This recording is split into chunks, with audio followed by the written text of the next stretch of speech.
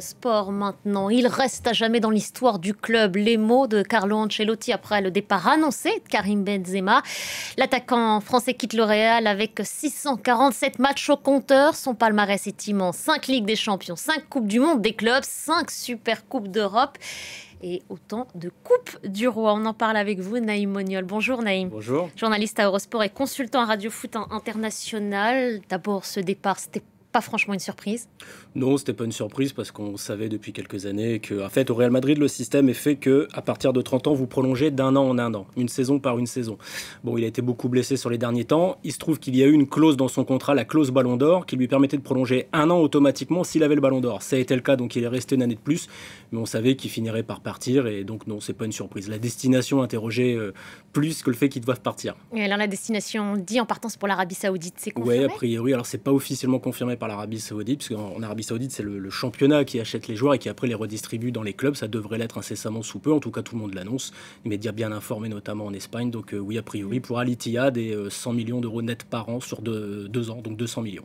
100 millions d'euros net par an. Est-ce qu'il pourrait se retrouver dans le même club que Ronaldo, par exemple? Sur le papier, oui, mais dans les faits, non. Il va être dispatché. L'idée du football saoudien, c'est d'essayer de le récupérer, lui, Benzema, donc lui, Messi et Ronaldo, et de les mettre dans 3 clubs différents pour essayer d'avoir un championnat attractif, mettre au moins ces deux-là dans le même club. Alors, ça serait très sympa pour les fans du Real, mais en réalité, non, ça n'a pas tellement d'intérêt. Et pourquoi ce départ? Il est plutôt performant, même à 35 ans. Il joue plutôt bien. Alors, il y a eu quelques blessures, vous allez m'en parler, mais il avait l'air de plutôt bien installé après 14 années passées au club, un très bon rapport avec Zidane, son mentor. On a vu des images avec tout le monde. En fait, Karim Benzema n'a pas l'image en Espagne qu'il a en France. En France, Karim Benzema, c'est un fait de société, c'est presque un fait divers.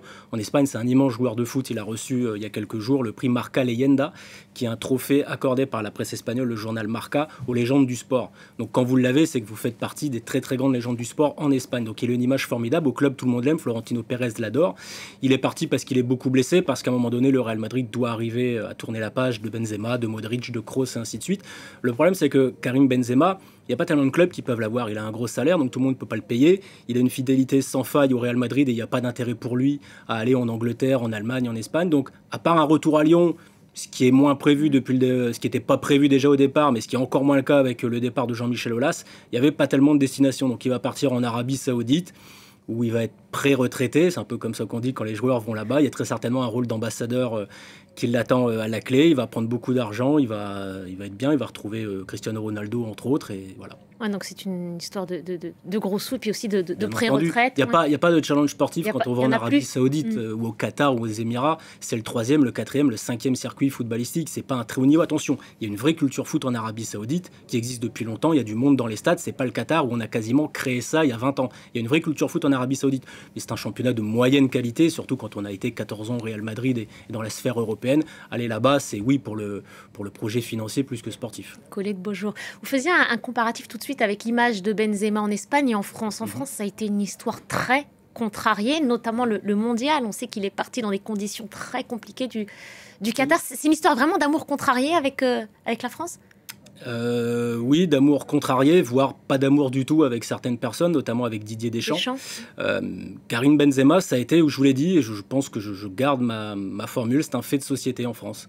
C'est un fait de société, il fait partie de ces joueurs d'ascendance algérienne, banlieusarde, dont on pense qu'il a joué pour l'équipe de France uniquement pour l'argent et le challenge sportif, pas parce qu'il y avait un vrai amour là-dedans. On l'a enfermé là-dedans? Oui, il a été enfermé là-dedans.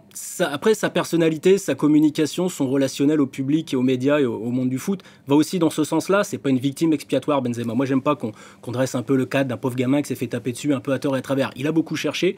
Sa relation avec Deschamps est très conflictuelle. C'est du je t'aime, moi non plus. Faute à qui, Naïm? Faute aux deux.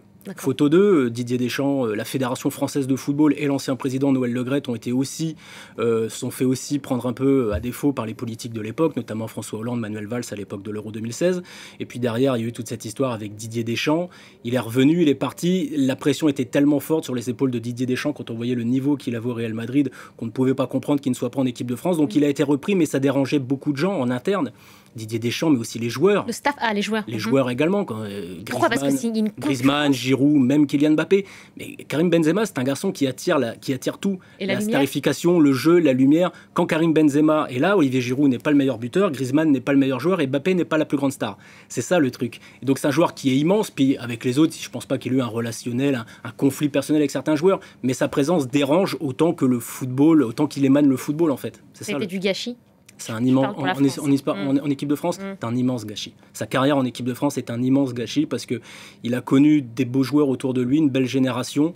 Entre ses méformes sportives, parce qu'il y en a eu des méformes sportives, et son histoire avec Didier Deschamps, ça a été plus de 10 ans de gâchis.